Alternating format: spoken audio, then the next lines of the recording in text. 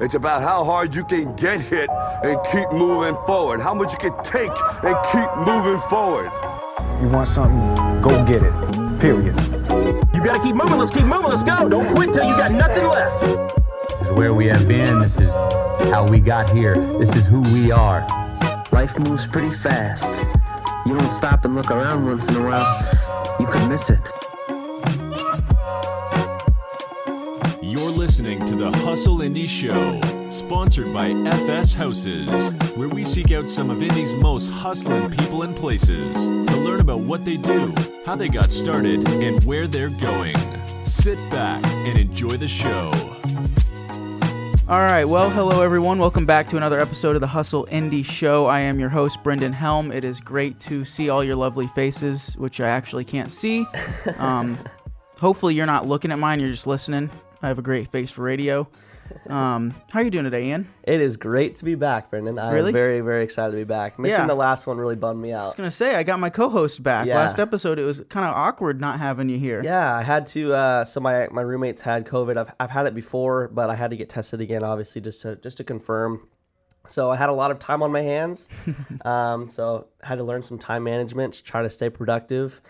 Speaking of time management, how did this morning's setup for this podcast go, Brendan? It went great. We got it done in record time. Record time. Record time. Yeah. Wait, just to be clear, you don't have COVID, right? I do not. I am. Okay, good. Got a negative test. I was about to leave. Yeah. Call it quit. No, we're safe. We're safe. So, are we sponsored by Amazon yet? No, but we are almost there. Okay. I talked to Jeff Bezos the other day, and he said he was thinking about it. Okay.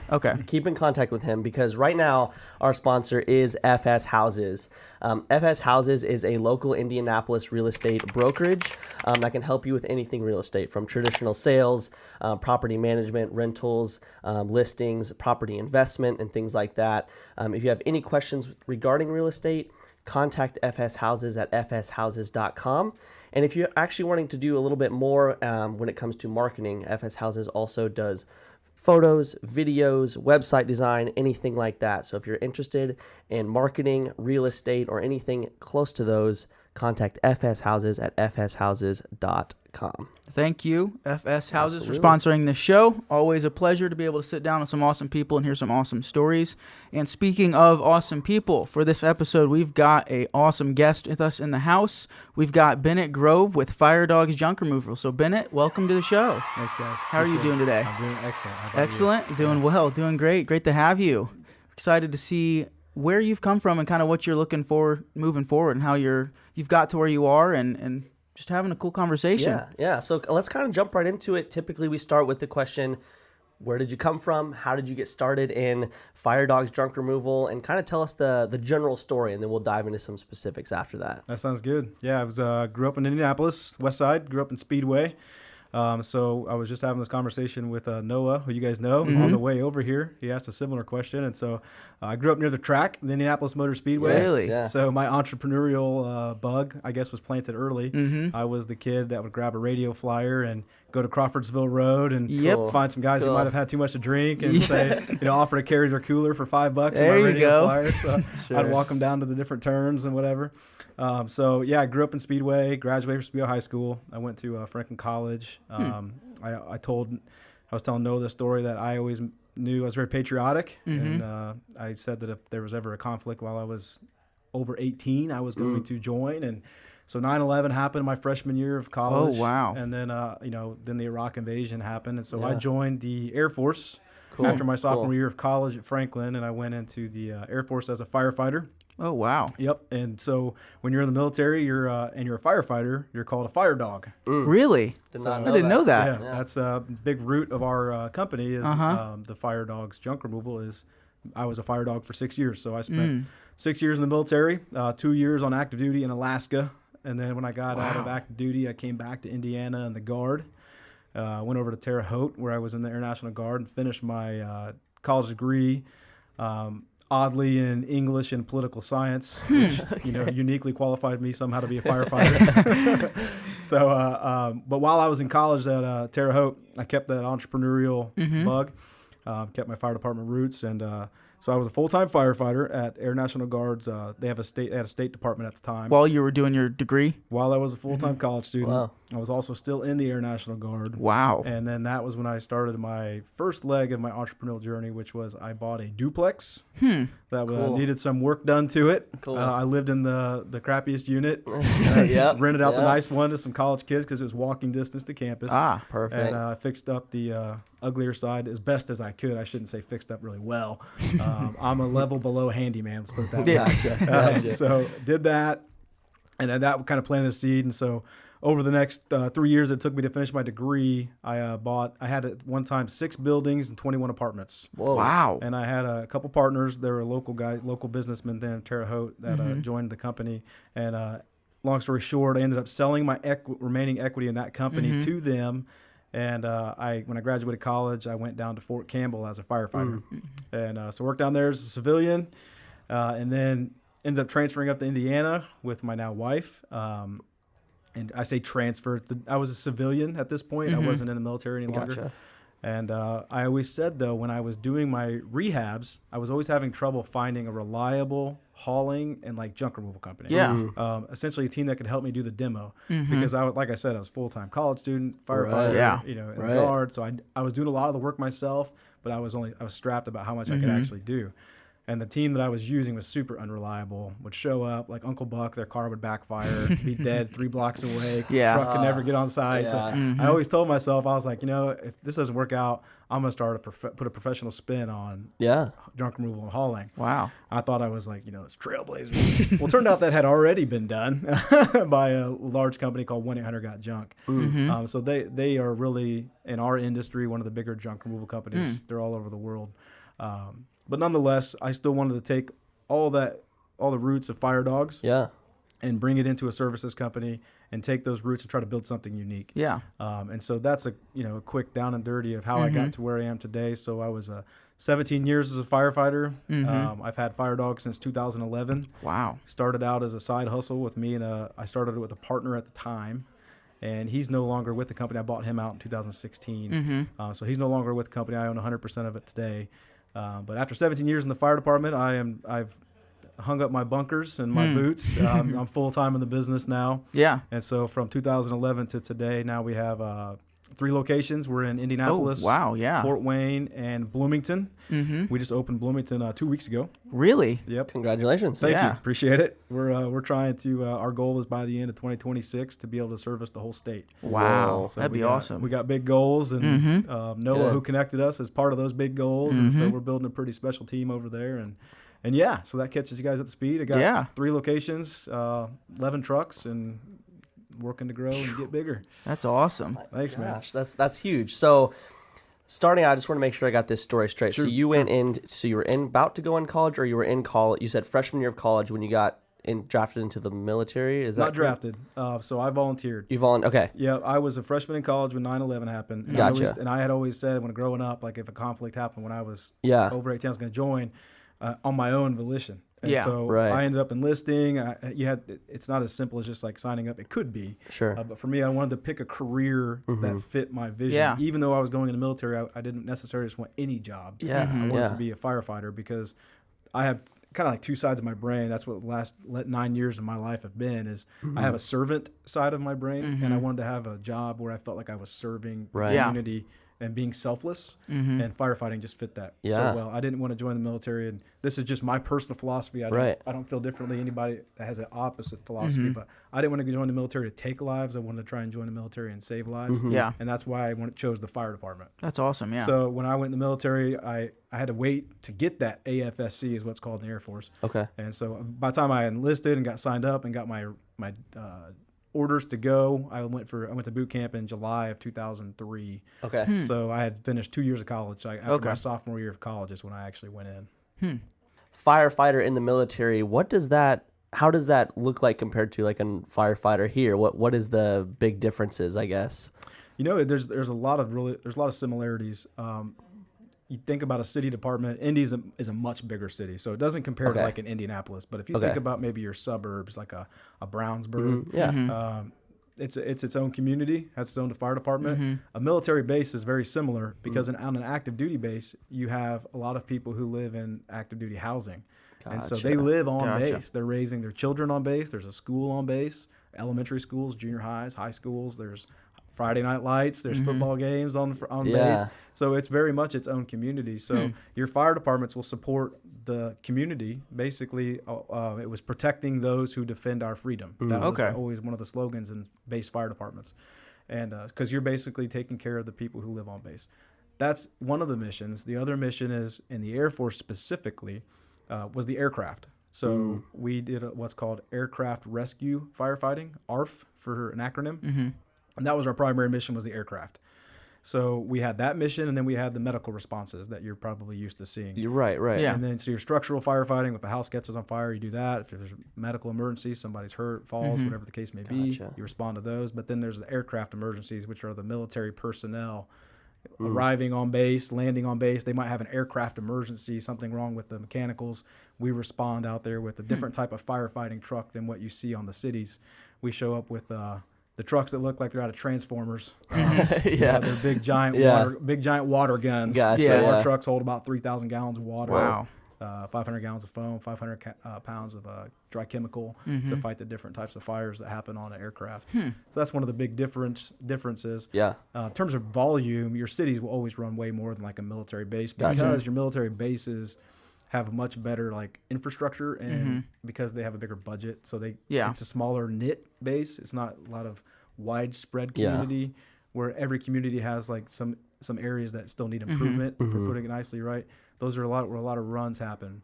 Well, on a base, there's not those communities. So it's not as much of a heavier run volume. Yeah.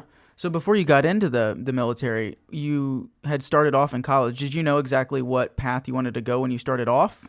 Yeah, I was talking to Noah about this again on the way over here. I was like, I knew I wanted a physical job. Okay. I was an athlete in high school, played lots of different sports, and I actually went to college and played soccer and baseball. Oh, wow. So I always liked being active. And so I thought about jobs, and I was kind of, didn't have much peripheral vision on this one. I just knew I wanted something physical. Yeah. And so firefighting, again, that servant mind, I wanted to do something I thought was like noble. Could help people. And so that was always top of mind for me. And so even in college, as I was getting a degree in English and political science, I think I partly did that because the traditional mindset sometimes we hear is like, you go get these safe jobs. So originally I was going to go like pre-law. Really? I was thinking about going that way. That's why I studied English and political science. And that's what I ended up getting my degree in. But I always knew I wanted to be a firefighter. Even in high school, that was the back of my mind. After I was going to be a professional baseball player, firefighter. Of course, it's the dream. Absolutely. Yeah, I was going to play for the Cardinals. Do you feel like a lot of that like experience that you got in the political science and in the college degree has helped fuel kind of your decisions in business and your ventures in business? Yeah, college it sometimes gets a bad rap. I think especially today where it's we need more people in the trades, which is 100% true. We definitely need more people in the trades. But there is some value in just the communication skills that you develop in going to college. Yeah. It's just a different level of communication and understanding and I think it teaches you to be a more empathetic leader as well, even though you may not know you're learning those lessons at the time. Yeah. Because I did not know I was learning those lessons at the time in college. I didn't think about much other than, hanging out with buddies and hanging out, finding parties and, stuff like that. That was a lot of what college is perceived to be.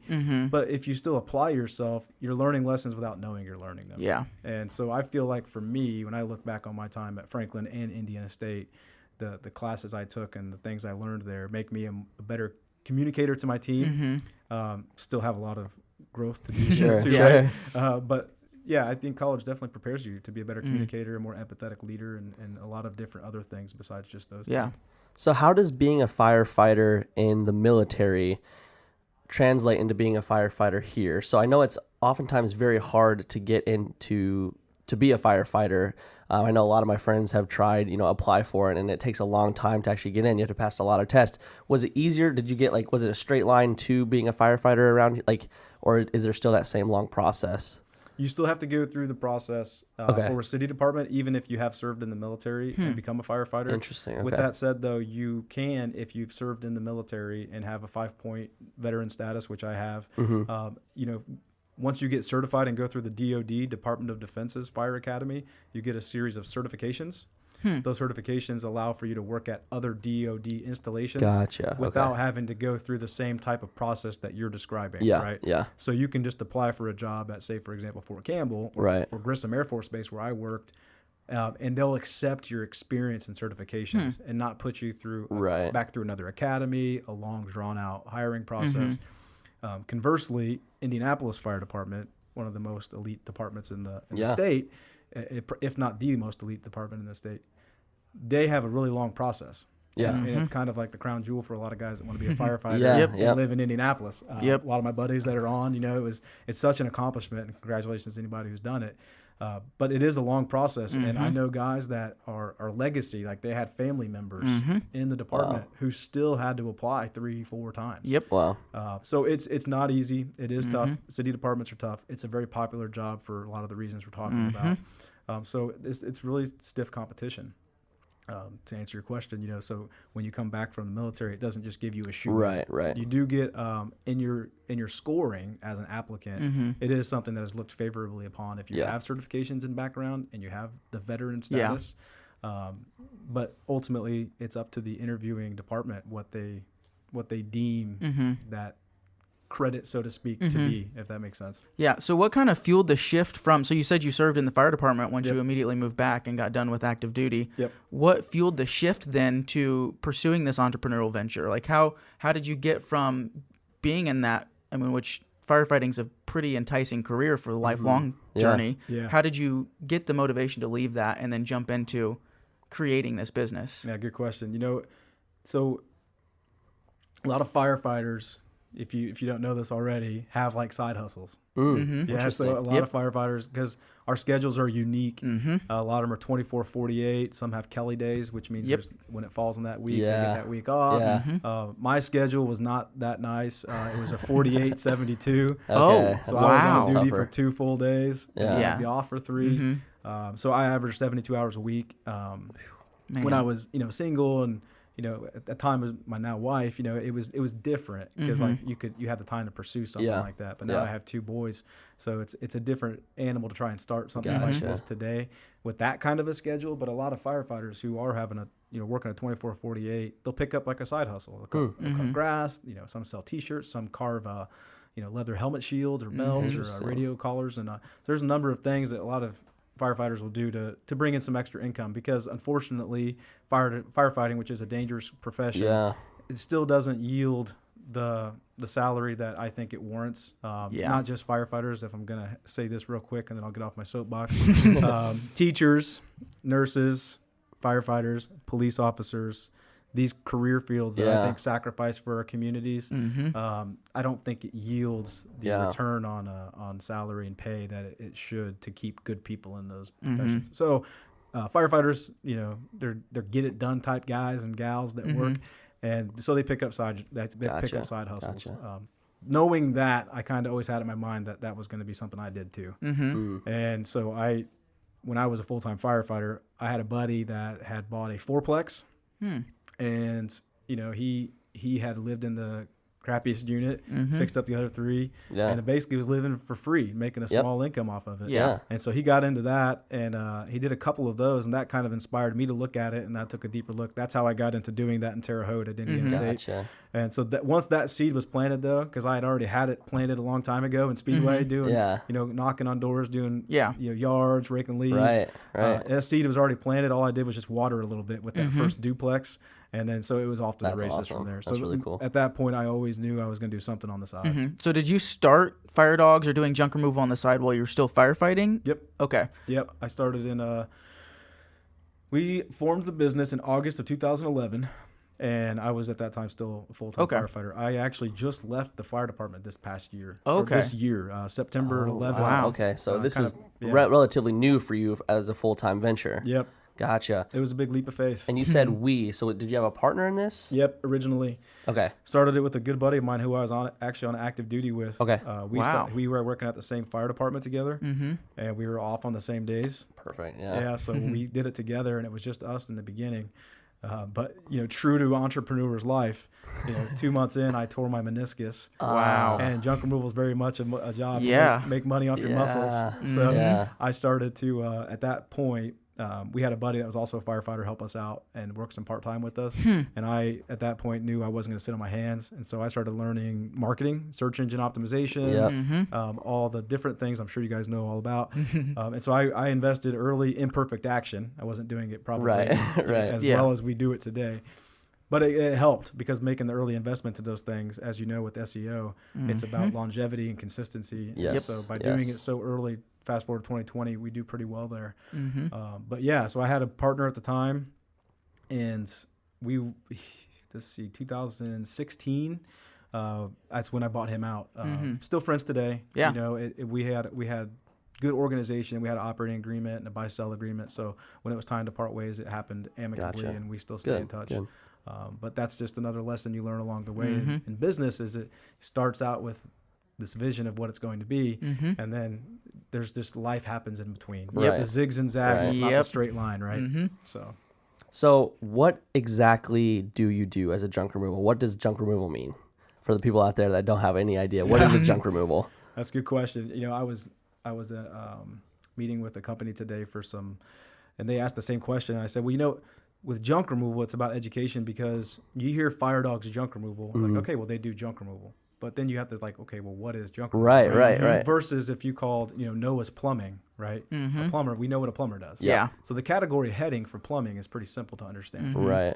Conversely, with junk removal, we do so many things under the junk removal name that it's hard to just say we just do junk removal. So, for example, we will go into a home. We can clean out the garage if it's got a lot of clutter. Okay. If you have a heavy piece of furniture in your house that you can't get yourself to the garage, you can hire us to move it from somewhere in the house to the garage. Okay. It's called labor-only services. We do that. If you have a hoarder situation, we come in and do hoarder cleanouts. If you have an old hot tub that is just decaying in the backyard, we'll come and cut that up and remove it. If you have an old swing set, play set, we cut those down. Old shed, we tear those down. Gotcha. Got a basement full of clutter, and it's an old, real dingy, sketchy basement, stinky. We go in there and we'll do those. Attics, we clean out attics. You got a pile of brush in the backyard, we haul away brush. There's just a myriad of these types of services that we do under that junk removal category. Right. Clean out gutters, for example, right? That's junk, right? Gutter junk is what we call it. They got gutter junk. You got to get it out so the gutters don't start to slope and cause issues. So we clean out gutters. Essentially, what we try to position ourselves to be for our customers and some of our clients, like realtors, property managers, is we try to be that company that we're the tough dogs that get it done, whatever it is. Yeah. And a lot of times it are those things around your home that you could do yourself, but you'd rather just have somebody else do it for you because you'd rather have, the time value proposition. You'd rather have the time to go with the kiddos or go work on whatever you're working on. Right. So we do a lot of those types of services. Gotcha. So what is the typical size of your job? Yep. Both in how much does it charge and what does that look like? Is it normally, coming out and cleaning gutters, or is it usually a little bit more labor intensive than that? Our majority of our jobs are what we would call the traditional junk removal jobs, where we come in and remove things from the property and haul them away. Gotcha. Our average job size so we price based on cubic yardage, which is, in other words, is volume. So, for example, like a quarter load with us is about the size of a standard size pickup truck bed. Okay. So your standard size pickup truck bed is about 2.5 to 3 cubic yards. If it wasn't stacked like Sanford and Sons falling off the sides on top, right? Yeah. So that's about our standard size. Gotcha. So our average job will be somewhere between 220 to 350. Gotcha. Wow. Okay. Yeah.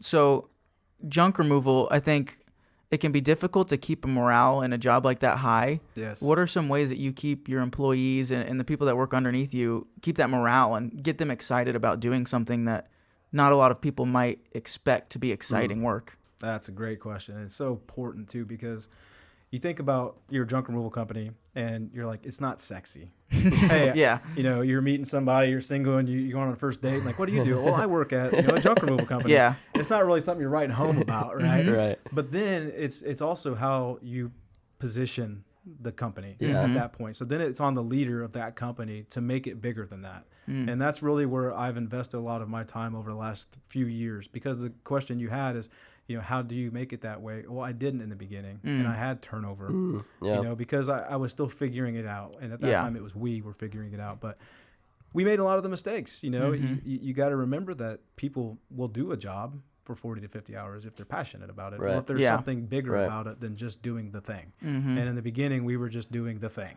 and we were burning guys out, you know, and so we would have turnover. I think what we've done differently in the last 2 to 3 years is really focus on our mission of the company. And that's where we've shifted gears at Fire Dawgs. Is we have a mission statement in our company, which is build leaders and pursue growth while providing award-winning service. It's simple, but there's so much going on there, right? Yeah. Because pursuing growth is not just about top-line sales. Pursuing growth is about, what are you doing between the ears? You know, are you reading? Are you learning? Are you listening to audiobooks? Are you listening to podcasts like this? Yeah. You know, what are you doing to push yourself and grow? Because growth comes in lots of different forms and fashions, right? So we try to teach our team to grow, because then when you grow, you start to open your mind. And then you can start seeing the peripherals, not just straight ahead, right? Yeah. So building leaders, though, you know, that's the other piece. We call them the 3 towers of our mission statement. So pursuing growth is one of the towers.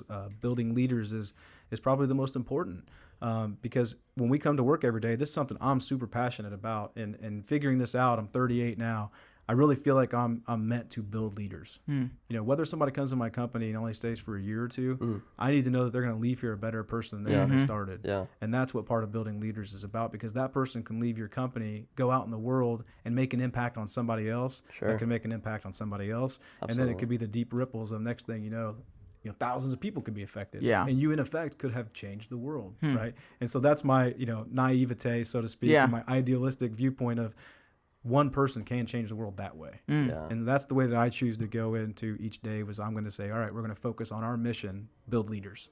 Because everybody that comes in our company can be a leader. You hear about leaders and followers, but you don't have to be a leader in the company. You don't have to be the owner of the company to be a leader. Right? If you're part of a 2-person team, there could be a leader in that 2-person team. You may not be the leader in that 2-person team, but then you go home and you're a dad and a husband. You're a leader at home. Right? Your wife can be a leader at home. But if you have children, you're still a leader. You know, so there's ways that we can build leadership without just being, quote unquote, the CEO, the owner. And we talk about that a lot in our company. And so we like to think Fire Dawgs is more than just a junk removal company. We like to think that we are a leadership training and development company that happens to do junk removal. Cool. We like to think we're a customer service company that happens to do junk removal. That's awesome. So it's all about shifting the mindset and opening the mindset of a team that you have to view what they do with more purpose. So and you hear people talk about core values, guiding principles, mission statements, and it can sound real fluffy. But when you make a commitment as the leader to make it mean more than just fluff, that's when you can start to see the deep ripples in your team. You know, and that's when the people will stay and give you more time. Like you earn their time as the leader, right? And if you earn your team's time, then they're giving you some runway to show them what you got.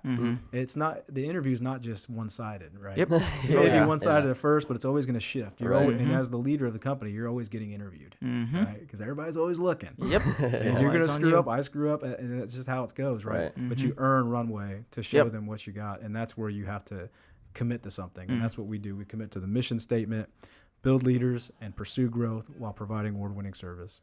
And then our guiding principle, which is treat every customer the way you would want your family to be treated. And so that's the next thing. That's the tool that we put in our guys' tool belt. When they go out there and they have a tough decision to make with a customer, you know, maybe something's not going right. They got to think about what are they going to do to rectify the situation. They're going to pull that guiding principle out and keep that top of mind. And whatever decision that they make from there, right or wrong, so to speak, they'll have made a right decision in the moment because they kept that guiding principle at the forefront. They thought of somebody important to them, and that's how they made their decision. So we instill that in our team. The guiding principle and the mission statement are at the forefront at Fire Dawgs Junk Removal. Perfect. Cool. So it sounds like you've taken kind of the approach of rather than developing a business model for your betterment, you've developed a platform where you can develop leaders for other people's development. Is that right? 100%. You know, I mean, really, if you think about a company, I've been talking about this inside of our company for a long time, but you know, sometimes we get our views skewed by other people and what they say. You know, when you're young and you're still growing up, Right. you listen to things and it's dangerous at times because you can hear something and put too much stock in it, right? And so some of the perceptions of business is like you hear a lot of old school, you know, adages, you know, and some of those adages tie into like as a business owner where you know, you got to work them this way. Yeah. Or you have to show up late. Yeah. They got to go. Like we forget to incorporate some of the human element Right. of things. And so a company really should be, yes, it should make a profit. Profit shouldn't be bad. It shouldn't be a bad word. You know, what we got to be careful about, though, is if we're making a profit at the expense of the team. Because if you take care of the company will take care of the team. If you're the owner and you're building a company that's only taking care of you, then you're not really taking care of the team, right? And so you have to take care of the company, and then by doing so, the company should take care of you. The company makes a profit, that means the company can grow and can take care of more people, and you can bring more people into the company. And then the company makes more profit. You can do more with the company, and you can start getting into, you know, doing some nonprofit things, you know, or putting some money out into the community to do good. So those are stages of a business's growth and its life that are really fundamental to you as the leader, what you do with the team. So if you build a team that's only got, you know, they're going to do a sprint, you're going to crush 1 year. Then you're going to crush that year, but you're not going to have the same team next year, you know, and you're going to have to rebuild over and over and over again. If you're willing to do, you know, the rabbit and the hare, right? Or what, the tortoise and the hare, Tortoise right? and the hare. Yeah. So, I mean, if you're willing to take the longer approach, then you may not have the same crushing year as 1 year. Right. You may take a smaller profit margin, but reinvest into the team so you have the same team year 2. The longevity of it. The longevity, that your team in year 2 can turn into a bigger team in year 3, and so on and so forth. So the investment into leadership is always the thing I talk about, and it's hard to quantify and make something tangible. Right. But that's really the difference maker in whether you're going to have the long-term growth in your company, is your ability to take care of people and keep good people in your company. What are some of the things you're doing to develop that leadership, or I guess protect that growth in your team? There's a number of things. One that I talk about this time of year regularly, and I just had this conversation with a guy that's trying to sell me something regarding you know, software, and is that, you know, trying to get people to understand that our business, especially in Indianapolis, right, it's seasonal. So we slow down in my company significantly. We start to slow down in November, December, January, February, and then we come back up. We're still working, but we're not working at the same capacity that we were for maybe the 6 months in the middle of the year. Right. So now think about that. If you bring people on and you're growing to a certain capacity, and you bring those people on in March and April, and you spent 6 months investing in them, teaching them principles and leadership, etc., but then you slow down, you're like, okay, well, shucks, you got to go. Man, you just threw away a huge investment. Right. That's the way that I look at it. Like, so why would you want to throw away that investment? Why would you want to carry that person through the winter? Well, the answer, in short, is that we'll profit, because you're going to at some point have to sacrifice profit if you're going to try and keep people during a period of time where your capacity is down. Sure. And so it's years of experience in forecasting your budget, your business model, and knowing where your good months are going to be, where your bad months are going to be, and trying to build a reserve where you can invest in your people to keep them during those months. So in other words, if you had to maybe squeak out a small profit and lay off a few people, or maybe take a small loss but keep people, the difference in us is that we've forecasted to take the loss. Gotcha. So there's months that I'm now prepared to take a loss to keep people through the winter, so that when the season comes back up, I've got a fully, like, you know, dynasty team ready to win a couple championships, you know, and we're ready to go. So that way, when we bring people back in for the new swell, as we grow, continue our growth, I've got bona fide leaders that have already got a year under their belt, a winter under their belt, you know, and now they're ready to train that new person and teach them what they know, and it just keeps going from there. But it's more of a slower, longer term approach. And so for me as the owner, I'm sacrificing.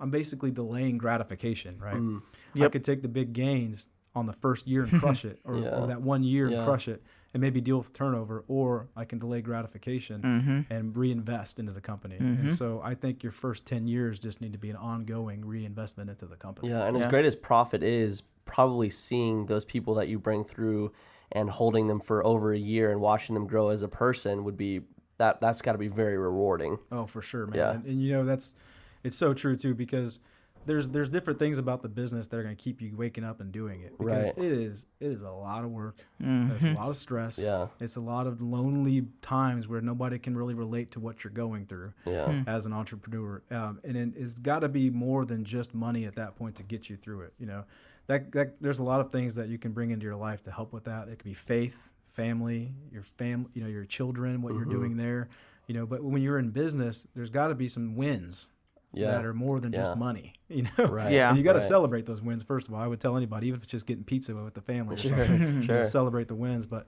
there's got to be something that you find purpose in. And for me, like I said earlier, that is seeing somebody ascend to a leadership position, Right. and then execute on some of those what otherwise would have been complex issues are now something that person can tackle on their own. It's rewarding to see that happen, you know, because then it allows me to step back and first of all just have some time to think, you know, not always be putting out fires in the business. Right. Yeah. I get to watch somebody else do that, and it is super rewarding. Yeah. So you started out just you and a partner. How many employees do you have in this business now? Because you had talked about a little bit earlier about growth into different areas of the state. How many employees are you at right now? Yeah, full-time, part-time, we have 30 people at Fire Dawgs. Okay. Yep. And was this offer that we talked about? I don't even remember. How many locations are you at right now currently? Currently in Indianapolis, Fort Wayne, and Bloomington. Gotcha. We opened Fort Wayne about a year ago this month. So we started opening that operation at the end of 2019. Right. So they were fully operational Jan 1 of 2020. Right. And then similarly with Bloomington, we just opened up down there. And so we're getting that spun up, and it'll be, you know, it's already running right now and producing revenue. Cool. So we've got 3 locations right now. And like I said, my big goal is I want to be able to service all of Indiana. Right. So how has that expansion process been looking like for you? Has that been easier than you thought, harder than you thought? What are the main challenges with expanding and not having probably as much control over those branches as you do in the Indianapolis one? Anytime you grow, quote unquote grow, there's pain first. Right. I mean, that's just life. And we talk about this in the company as well. Like, you know, the law of advancement, you have to go down before you can go up, right? You plant a seed in the ground before the tree grows 100 years up, right? You pull the arrow back before it advances. Like, that's similar in anything with growth. You know, you have to accept and get comfortable with, no matter what you're doing, there's going to be some pain up front, right? Metaphorical pain, sometimes literal pain.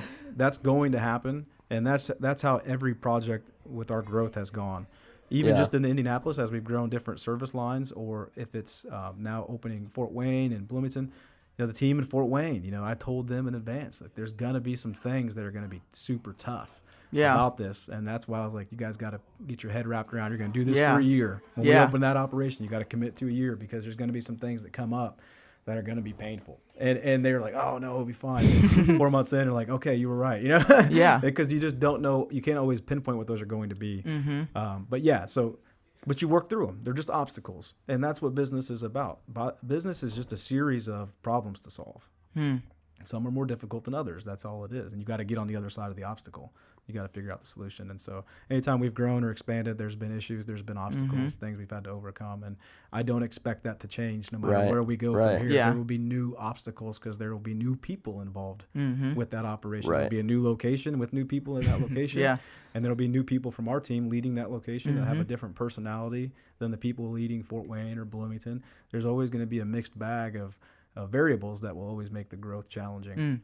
Yeah. So you said your long-term goals are to be able to cover the whole state of Indiana. Yep. Are there any like specific goals for your team now, or just practically that you want to see the business stepping into, that you have aspirations for moving forward? Yeah. I mean, for all of our team members, and a book I recommend to anybody who owns a business or is in a managerial position is called The Dream Manager. The Dream Manager. I think it's by Brian Kelly. I might have that name wrong, but the book is called The Dream Manager. I really feel like, and this is part of leadership, that your job may not be sexy. So again, you know, you're on your first date, hey, I work at Fire Dawgs Junk Removal, and the name Junk Removal is in the name of the company, right? Yeah. It's not super gratifying to say that, as opposed to, you know, well, I'm an attorney at XYZ. Right? Yeah. But we try to teach our guys that we don't expect you to believe that what you do necessarily performing junk removal services alone we don't expect you for that to be enough. We know you have dreams, and we want to help make those dreams come true. Right. And that's what the book The Dream Manager is about. And it really opened my eyes when I first read it about 4 years ago to my role as a leader is to put our team members in positions to achieve their dreams by doing what they do at our company. Right. And some of those dreams could be to own a house. They could be to you know, buy the most BA pickup truck that they can think of, right? Sure. Or it could be that they want to take off 4 weeks a year to travel and leave everything behind, or it could be that there's a certain job they want to do in the company. Right. So if right now we have a few people in our office, and our office has grown from, one person just 4 or 5 years ago to now we have, 4 people that work in there. But some of those people in the office right now don't necessarily always want to be the person answering the phone. They might want to see the company grow so that they can evolve into an exciting position that they truly like. Right. So like right now we have guys that have primary responsibility of maybe answering the phones and scheduling and logistics and things like that. But they have a secondary responsibility where we're honing that craft. Gotcha. And so we're trying to grow so that craft they've been honing for 2 years, they're making customers the focus at first, but they've been honing that craft. As the company grows, we can fund that position. So now they can go full time into that position. And then it's like, that's kind of might not be like the overall dream, but it might have been a dream of theirs to do that job. Sure. Right. Sure. And see the fruits of their labor and watch a company grow. Yeah. So trying to foster that with our team in terms of what they're doing in the company, but also getting them to understand that while we just do junk removal, it can be the thing that helps make your dreams come true. Right. Yeah. Traveling the country, going to the Appalachian Trail, whatever the case may be. There's these things that we can do with our company and we can get them there. And that's what the book The Dream Manager was really about. And it helped open my eyes and shift our focus inside the company. Yeah, Matthew Kelly was the author of that. Matthew Kelly. Yes. I had Kelly write it. I had Brian You write did. it. Yeah. So as an entrepreneur that is expanding, so you've been blessed to get to this point. How is it looking from your perspective, not having as much? So what is your role, I guess I should say, in the Bloomington and the other areas, and maybe even further beyond that once you do start growing? What is your role going to look like moving forward? Is it going to be more hands-off and just trusting those in charge?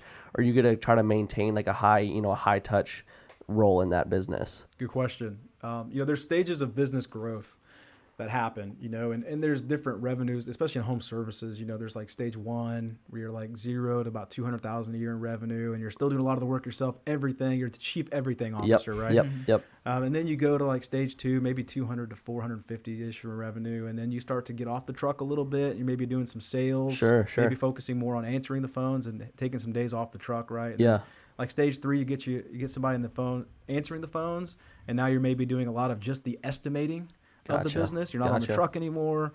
You're not necessarily answering the phones anymore, but you're still doing all the estimates, and then you're still training the people on the truck and maybe still training the person in the office, right? And then there's like stage 4 where you kind of become the GM. Yes, yeah. And that's where you're managing the layer of managers. So now you've got maybe an ops manager, maybe you've got, or a senior lead tech that is doing the service, and you're kind of managing that person. You've got an office person who's managing the call flow and things like that. And maybe you've got a salesperson, depending on what service you're in. You're maybe out doing estimates, or it's an inside salesperson. So you're kind of managing the team. And that's more of like what we call like stage 4, like general manager. Right.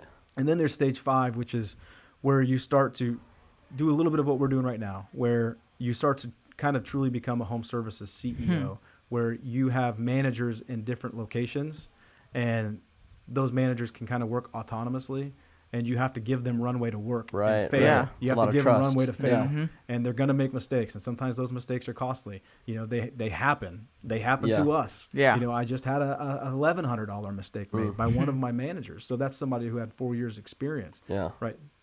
Are you happy about it? Never. Sure. Right? So do you get back involved and maybe get a couple more touch points at that point? Yes. You try to find out how it happened. You try to identify the issue, discuss the issue, and then solve it ongoing so it's not an ongoing issue. But then you have to pull back out. Then you got to step back again and let them go back to work and make mistakes or not make mistakes. But either way, give them the freedom and runway to do their job. Because that's what you need as a CEO, is the ability to step back and just think. Yeah. I mean, that time is some of the most valuable time even if it's only 30 to 45 minutes a day, just having some time where you can turn everything off, the phone's off, you're not looking at a computer screen, and you can just think, because freeing your mind up to do that is what allows for you to vision, and you have the vision to grow, and the confidence to grow, because then you got to slow your mind down. When you have too many touch points, you never get to slow down. So, you know, I think at different stages of a company's growth, you have to evaluate where you're at in that. And I think if you're going to be a CEO of even a home services company, you know, we think CEO, we're always thinking of the Fortune 500 companies. But truly, a CEO is the chief executive officer of that company. And that's the person who's going to make the decisions and guide the leadership and teach the leadership. But to truly build leaders, you have to be able to step back and let them make decisions. Yeah. So moving forward, if there is someone that is maybe not necessarily pursuing entrepreneurial adventures into junk removal, but just entrepreneurial ventures in general, what one piece of advice would you give that person that's just starting off? Ooh, good question. So I have a podcast as well. It's called the Firepreneurs Podcast, and it's aimed at a lot of our experience as full-time firefighters that also ran a business. And so we're about 8 episodes in, but the first episode we started with was understanding your why, or asking yourself 5 whys. And I think anybody who's considering to become an entrepreneur, this gets, you know, it does get talked about a lot, and it's kind of a cliche in these circles, but understanding your why truly is super important. It's just how purposeful are you about asking it? Whether it's just fluff or lip service, or whether it's actually got substance. And so if you take a deep dive on your why, that will help identify whether or not the entrepreneurial path is for you or not. Because if your why is I want to make 6 figures in income, right? Okay, well that's a good goal, but it may not be a good enough why to become an entrepreneur, because you could make 6 figures in income doing what you guys are doing right now, you know, in time, right? And in experience and things like that. So if your goal is to make 6 figures so you can have a nice, comfortable life, that's a good goal for people to have. I'm not discouraging that in the slightest. I'm just saying it may not be a good enough why for you to consider an entrepreneurial path, because there's a lot of pain in being an entrepreneur. There's a lot easier ways to make 6 figures than being an entrepreneur. Because we're answering that why question, and my partner at Firepreneurs, who's an Indianapolis firefighter, and he actually was our first employee ever at Fire Dawgs Junk Removal. So he's currently our president at Fire Dawgs. Oh wow! So he's not an owner of Fire Dawgs, but he owns part of Firepreneurs, which is our coaching consulting program where we also have the podcast. Is, you know, he likes to ask 5 whys, you know, so he'll take that deep dive where why do you want to be an entrepreneur? And the person might have an answer, right? And then he says, well, why do you want to do that? And then why do you want to do that? And you know, it can almost be a little annoying at times. Right? Why? But really what you find yourself doing in that exercise is getting to the root of why you are considering becoming an entrepreneur. And then at that point, you can decide whether the entrepreneurial path will get you there, or whether there's another way to get there without becoming an entrepreneur. Because I just can't overstate it enough. The advice I would give is that there is a lot of challenges that are going to get thrown at you when you become an entrepreneur. And you don't necessarily have to go through all of those to get your end results, your quantifiable end result, as it was recently said to me, and I thought that was pretty good. Your quantifiable end result, you can get there possibly without going through that pain. In life, there's always going to be pain. There's always going to be obstacles. So you're always going to face it to a degree. But an entrepreneur is going to get more than the average bear of that struggle and pain. So you may be able to get to that end result without being an entrepreneur. So I think, as cliche as it may sound, start with your why, or ask yourself 5 whys, and to try to get to the root of why you're trying, or why you're thinking about becoming an entrepreneur. Money is not bad to make money. You know, I think that, I can't remember who said this in one of Tim Ferriss's books, but it was somebody who was very philanthropic, and she gave advice to a thriving college student what they would do if they wanted to go and change the world. She says, I would go make money first so that you have the money to change the world. You know, there's something to be said about that. You know, I don't want to get cynical or get too deep on this, but I think that if money is a motivator for you to start a company, that doesn't mean it's bad. There's a lot of good you can do with money. Sure. But if it's just to make money, you need to think about whether entrepreneurship is really the path for you, or if you can make the money without some of that pain, stress, headache, long nights. There's only you to do the problem, solve the problem, do the work, right? And maybe find another path that may be entrepreneur-esque, right? Where you get to be free thinking and kind of have vision and cast that vision. Because I know there's a lot of smart entrepreneurs out there that will take somebody in their company that has vision and great ideas and work with them without them necessarily having to be the one on the personal guarantee, right? Or the one on the legal docs. Yeah, you know what I mean? Yeah, absolutely. So that's some great advice. That's probably one of my favorite advice that we've actually heard so far from anybody. But Bennet Grove, Fire Dawgs Junk Removal, what would be the best way for people listening to this podcast, watching this on YouTube, to contact you, see more about what you do? Yeah, so anybody who would be interested in Fire Dawgs Junk Removal and the services that we provide, info at fire-dawgs, and that's DAWGS.com. Anybody interested in, talking business or getting advice along those areas, that's more of the Firepreneurs road for us, which is Firepreneurs, FIREPRENEURS @gmail.com. Okay. That's how you can get a hold of Jeff and I, and that's where we do our kind of coaching, consulting, and podcast stuff there.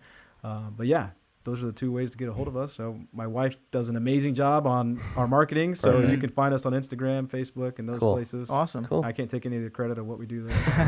Yeah, we'll be sure to tag all of that stuff. Absolutely. Give people a clear outlet to get a hold of you, some of your services, and maybe if they want advice or maybe to pursue that firepreneur aspect of things. But yeah, we just want to thank you for being on the show. It's been great sitting down. Yeah, thanks, guys. Thanks for having me. Appreciate it. It's been awesome. So thank you all for watching. Thanks for tuning in for another episode. We look forward to seeing you next week for another episode of the Hustle Indie Show. Thank you so much. Thanks, guys.